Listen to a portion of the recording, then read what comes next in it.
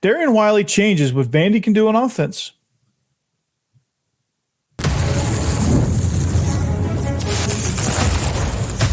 You are Locked On Vandy, your daily podcast on the Vanderbilt Commodores. Part of the Locked On Podcast Network, your team every day. Welcome into the Locked On Vandy podcast on the Locked On Podcast Network. I'm your host, Corey Burton. Thank you for making Locked On Vandy your first listen each and every day. We are free and available wherever you get your podcast and on YouTube as a part of the Locked On Podcast Network, your team every day. Game off. We got to talk more about Monopoly Go. This fast-paced game lets you team up with friends for tournaments to unlock awesome prizes like unique stickers for trading, cool playing pieces, and hilarious emojis for taunting your friends. So download Monopoly Go now, which is free on Google Play or the App Store. Game on. Today we explore what's plaguing Vandy baseball, who is currently on a 5-game SEC skid, but Vandy football has landed Dariyan Wiley, and he absolutely changes what Vandy's able to do on offense. Now, first, before we really get into that, we have to break down Wiley's skill set before we can truly get to how Tim Beck will use him. Because when you look at what he brings to the table, it's explosive. That's the key word, is explosive. And his electricity, his explosiveness brings a whole nother dimension to what Vandy is able to do offensively. And that changes things a lot, because when you looked at this receiving core, yes, you have Quincy Skinner, who is tough with the ball in the air, contested catches over the middle, things like that, things that provide chunk yardage.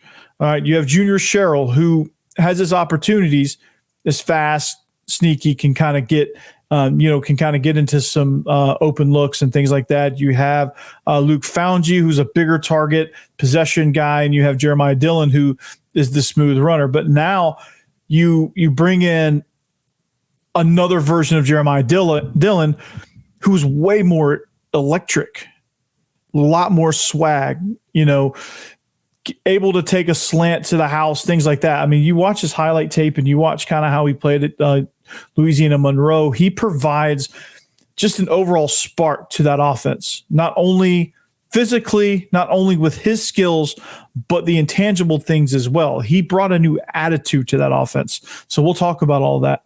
But I want to start with his skill set, because his skill set is also something that Vandy needs. If they're going to be a play action RPO type team, quick screen, get the ball out quick and things like that. Granted, Wiley can also win the ball at the pylon down in the red zone if you want to throw a fade to him. He's also capable of that, and that's a very, very underrated skill. That's a skill that's going to pay dividends when they get in scoring range, for him to be able to go up and get a ball on a corner. But really what sets him apart is, you watch a lot of his big plays, a lot of his big explosive chunk plays are Louisiana Monroe pulling a RPO and driving it in there on the slant. He breaks a couple tackles and he's off and running. And then you have a quick screen that he bulldozes his way for like 8-9 yards. You set up 2nd and 1. You're in a much favorable situation with a team that's very much going to be run oriented.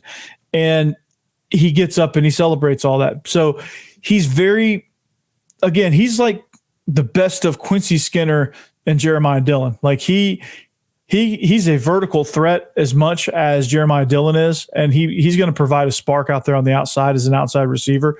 He also has the toughness that Skinner has with the ball in traffic, holding on to it and absorbing contact, or even delivering contact after he makes the catch, and then also making contested catches with the ball in the air as well. He's good at that. He has big, strong hands, and he's somebody that can do all of the tough things that you need, the tough, gritty things you need as a receiver, while also doing the smooth vertical threat type stuff you need as well. So he's kind of like a 5-tool player, I guess, if you had to give him a description. And I really kind of liked what he brings to the table. Now, with wide, the tough thing to judge with wide receivers is when you look at their stats and you look at their production and you look at what they're able to do. It's very much dependent on the team around them, the quarterback situation around them, or the offensive line's protection and, game situations that they get themselves into. Louisiana Monroe wasn't a great team. And sometimes it's tough for wide receivers, which is why when you're evaluating them, you have to look more at skill sets and the highlights do come more in handy with the wide receiver because you see some of those skill sets magnified, I guess is the right word. And you just kind of go on, okay, well, this guy's skill set, it's like I've been saying this all along. It's like a puzzle. Like, okay, this puzzle piece fits right here. Right. And he has a skill set that he could possibly be that centerpiece of the passing game in that puzzle. Now he'll have to kind of work all that out, and he'll have to kind of come in the summer and just kind of gel with this group and with Diego Pavi and the other quarterbacks. But I have no doubts that with what he can do physically, he can fit right in. And so going back to my point of how you evaluate, like you can't, sometimes the stats do tell a lot of the story, because if you're very productive on a productive team, that tells you a lot.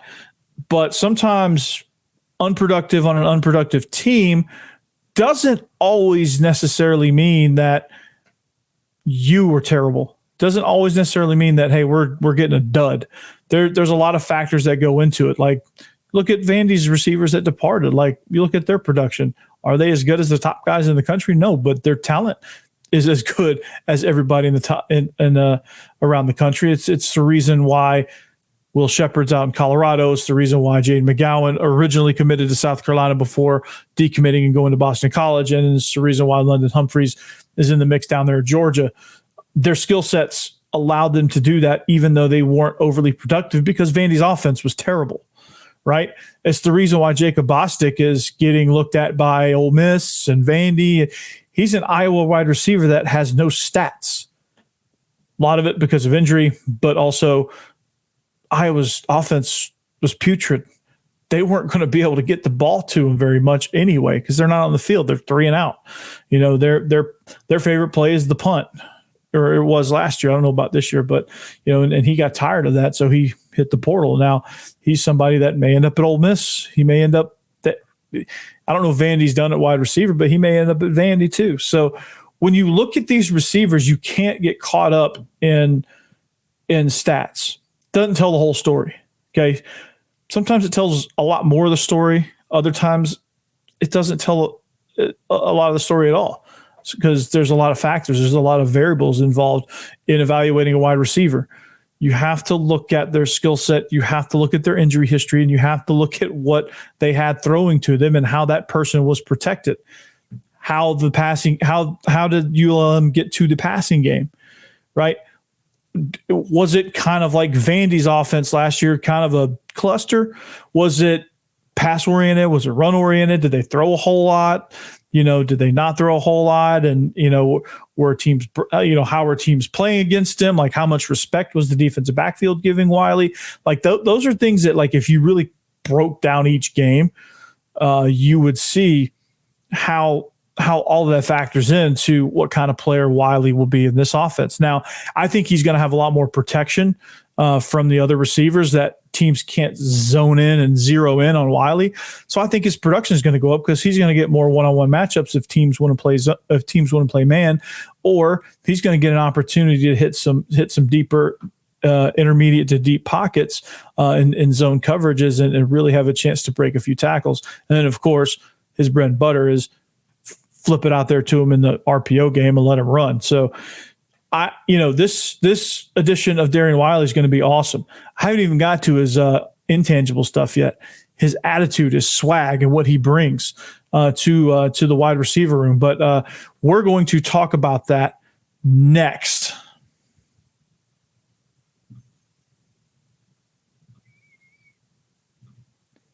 All right.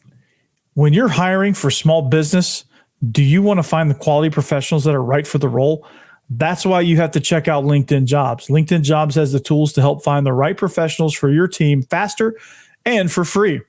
LinkedIn isn't just another job board. LinkedIn helps you hire professionals you can't find anywhere else, even those who aren't actively searching for a new job, but might be open to the perfect role.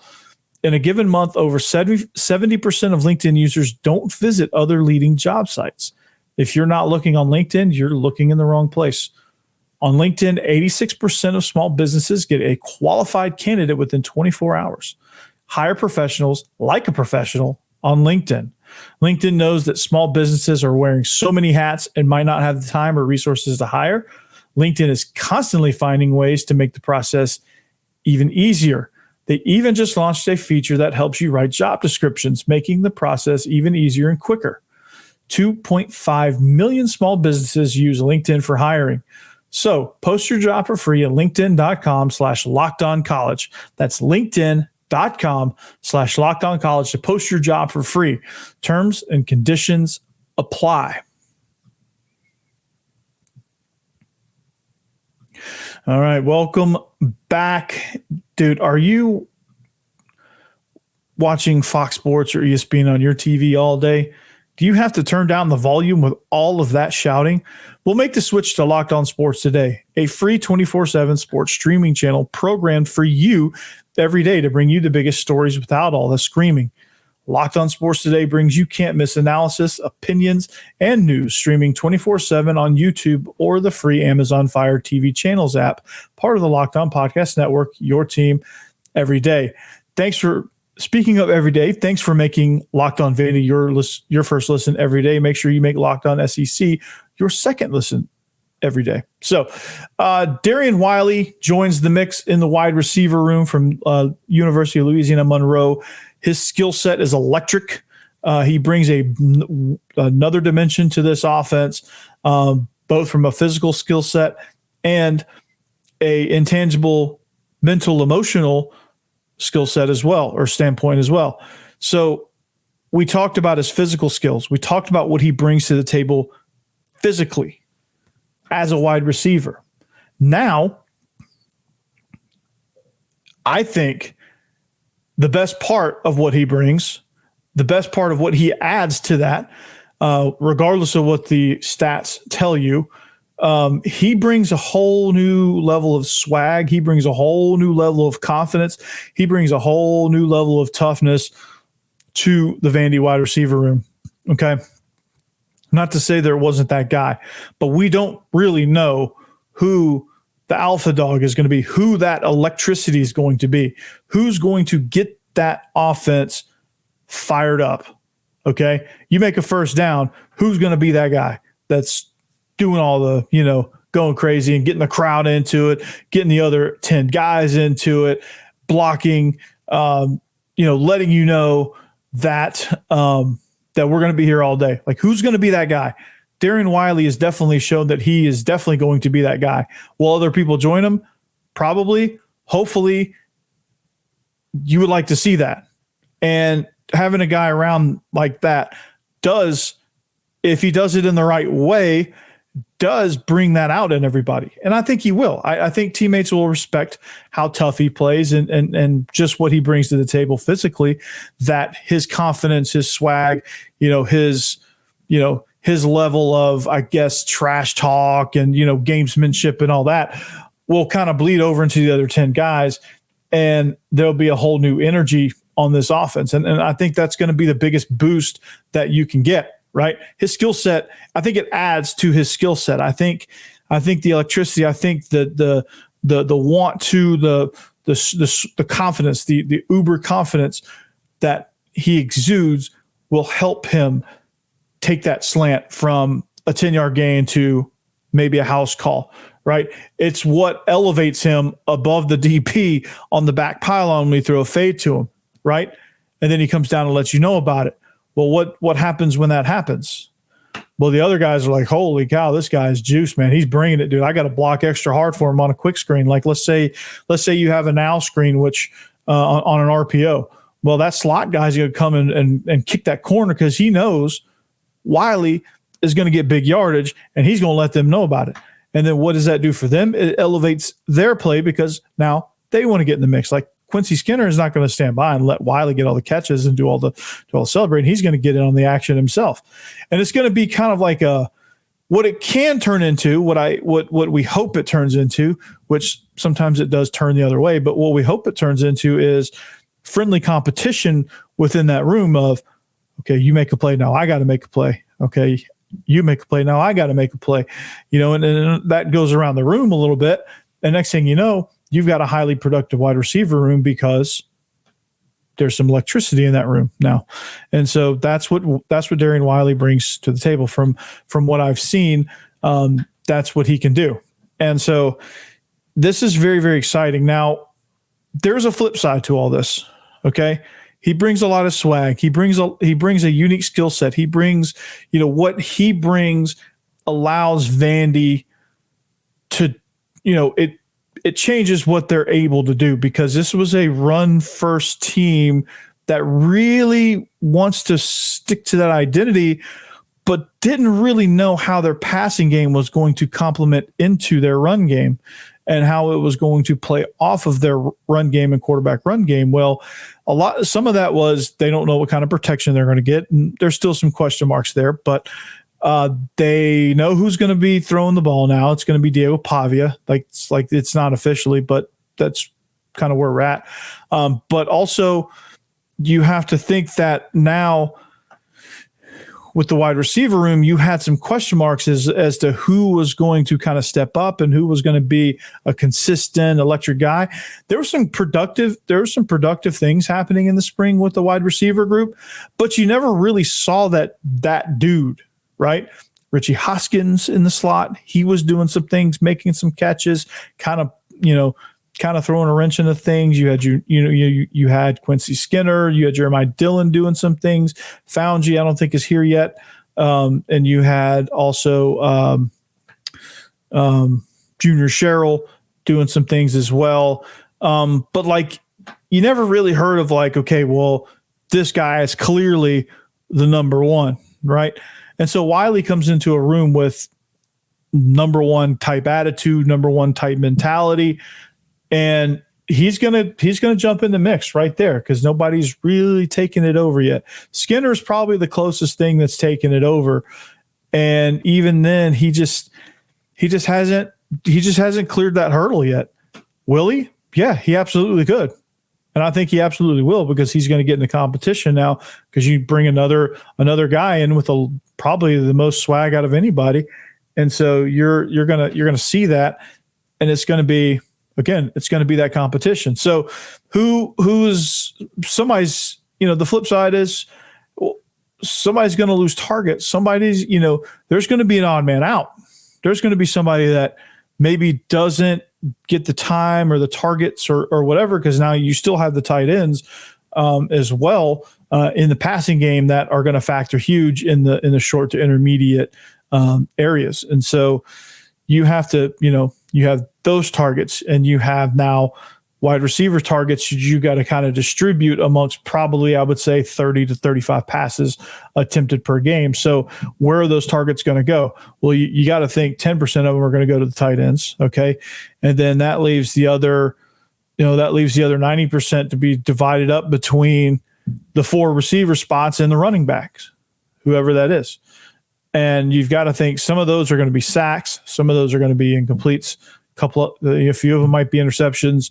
There'll be some things that happen, quarterback scrambles, things like that happen on pass plays, on dropbacks that take the percentage of those targets down. So really you're kind of probably looking at 75 to 80% of dropbacks looking at wide receivers. Okay. And so how does that factor in? Well, you've got now 5 guys, you've got 3 coming in from the portal and 2 incumbents that are real players, and you have Richie Hoskins. So you have 6 guys, which is great to have depth and you can have guys rotate in, but who's going to be that odd man out? I think the odd man out is Foungy. I think if I'm Foungy, I'm a big target. I'm kind of a possession guy. I'm long. I've been kind of banged up, so I'm still trying to figure out what I am. I don't know this affords you as much time as you originally thought you had to figure that stuff out, because you have a now a more explosive receiver coming into the mix. You're going to have to kind of find something, and I think it's going to be Foungy is going to be kind of the odd man out, because Sherrill is very smooth. He can run underneath routes, and he can do a bunch of different things through the middle of the field, vertically on the seams and things like that. I think he'd be a great slot guy. Jeremiah Dillon and now Dariyan Wiley are two outside focused guys. And then I think Skinner's your first slot. So if you go 11 personnel, right? If you go 11 personnel, you're going to have, I predict it's going to be Skinner, Wiley, Dillon, and then Cole Spence at the tight end spot, right? So you're going to have 3 receivers, a tight end, and a running back as your skill guys. And so I think when you look at it that way, Skinner's obviously your first slot, and Skinner's very versatile, which is good for him. And so I think he's not going to be affected at all, because you can throw him in the slot. You could throw him outside. You could probably throw Dillon in the slot sometimes. You can move some guys around. I think Sherrill is going to be affected, because now he's not your primary slot guy as of right now. He could be.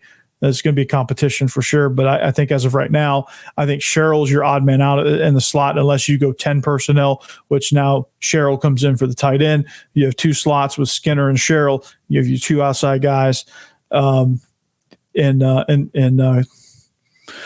Dillon and Wiley. So if you go 12 personnel, what does that mean? Depending on formationally, then it goes to like formation based. If you have your receivers on the same side with your 12 personnel, I think you got to go Skinner and either Dillon or Wiley. Or if you go like guys, if you go two solo guys, I think you go with your top 2 outside guys. So it comes down to formation, personnel, and how they fit within their skill sets. It also has to do with, okay, what are we trying to feature here? How are we trying to attack? Do we, how do we want to motion, things like that? It's going to come down to a lot of scheme-based things to see kind of how guys fit.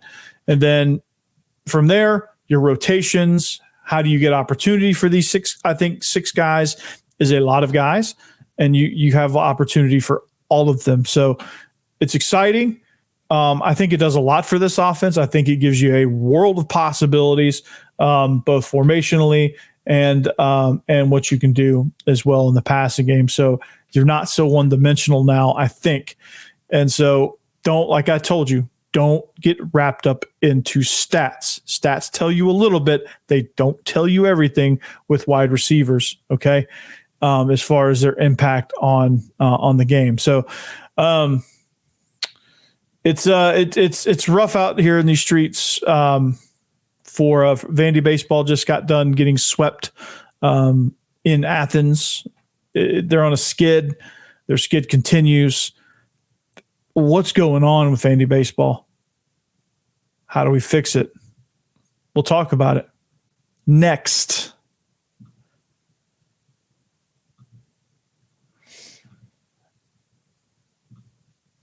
All right, game off. We got to pause here to talk more about Monopoly Go. I know what you're saying. Flag on the play. You've already talked about that. But there's just so much good stuff in this game. In Monopoly Go, you can team up with friends for timed tournaments where you work together to build up each other's boards. So the more you win together, the more awesome prizes you unlock. There's so much to get. You get unique stickers you can trade with friends to complete albums for big prizes. You can get cool new playing pieces to travel the boards with. You can get hilarious emojis for taunting your friends when you smash their buildings or heist their vaults. Plus, Monopoly Go feels new and exciting every day with constantly changing tournaments and challenges. A ton includes their unique mini games like digging for treasure or robot pachinko machine. And there's always new timed events that help you win big, like massive multipliers for everything you win or rent frenzies. There's always something fun to discover in Monopoly Go. So get off the bench and go download it now, free on Google Play or the App Store. Game on.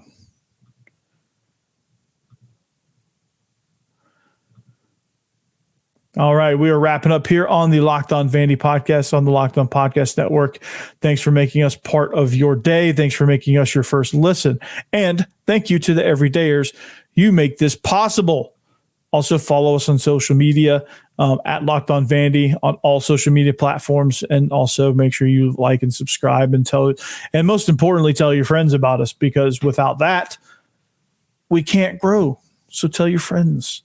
Be there. Spread the word. Okay. So, Vandy baseball, it's going from bad to worse. Okay. I can't sugarcoat it. It's going from bad to worse because they're on a 5-game SEC skid. Okay. They got run ruled twice in Athens. The pitching is falling apart. The hitting is the constant or the consistent power hasn't been there. I think the home run tally was something like 105 to 39 on the season. When you look at power numbers, which baseball stats tell more of the story than in football, but Vandy just isn't hitting. They're not hitting for power, and they can't hit consistently enough or constantly enough to drive in runs by keeping the ball in the yard. So it presents a problem. Okay. And here's why. Here's why Vandy is getting crushed, because these pitchers held up beautifully in the beginning of the year, held up absolutely beautifully. And now they're starting to fall apart because they've had to carry things for so long. Like, right, there's only so many times where pitchers, especially starters, can go with double-digit strikeouts, very few run output, not a lot of hits, things like that, and just completely shut down a game. There's only so many times they can do that before the offense has to answer. At some point, the offense has got to come through and say, you know what, pitching, you can relax a little bit. We got your back. Okay. They did that a little bit early on, which is why I think they won a lot early on, which is why I think they went in and took 2 of 3 at LSU, things like that. The hitters got on a hot streak. The hitters said, hey, we got your back. Okay. This time it's not the case. This time the hitters are struggling big time. And there's probably a laundry list of reasons why, but they look uncomfortable at the plate. The pitch selection, the approach, they just look nervous. Like they look scared to make a mistake. Like if they swing at the first pitch and roll it over to the shortstop for a ground out, they're scared to do that. They're afraid that they're not going to hit the ball. So in turn, there's so many first pitch strikes right down Broadway, pun intended, that they're letting go. It's a problem. And then they're not getting those pitches later in the count because obviously a pitcher's not going to groove in one when they're ahead in the count. They're going to get nothing but junk and nothing in the strike zone to swing at. And now they get in a position where they let the best pitch of the at-bat go, and now they're the behind. Now they're trying to struggle to fight back, and now they can't get a pitch that they can put a barrel on. And so that's affecting things. And then there's a little bit of bad luck. And then there's just the fact that, sometimes that when you play against a good pitcher, it's going to be tough. But if you take your approach at the plate the way you're supposed to, a lot of times you can force a pitcher to make a mistake by forcing him to throw more pitches. Either you drive that first pitch fastball down the middle, and now he has to get creative on the first pitch of the at bat. And then when he starts doing that, that's when you start getting first pitch ball ones, because he's trying not to hit the zone. He's trying to get you to chase at something.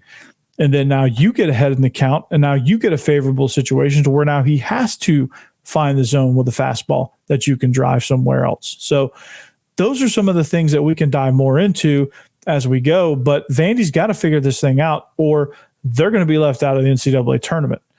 And they're going to get a very low seed in the conference tournament. They're not setting themselves up for a good situation for the NCAA tournament.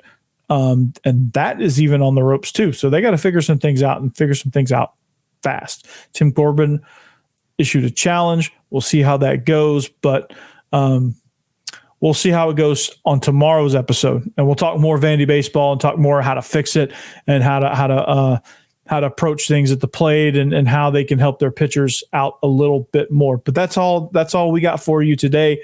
And we thank you for listening. Thank you for making us your first listen every day. Find us on social media, like and subscribe us. And this is going to be a great magical ride. But we hope you have a great week. We're going to see you back here tomorrow, though, back better than ever. And with that, you know the drill. Anchor down. And we'll see you back here tomorrow. Be good. Peace.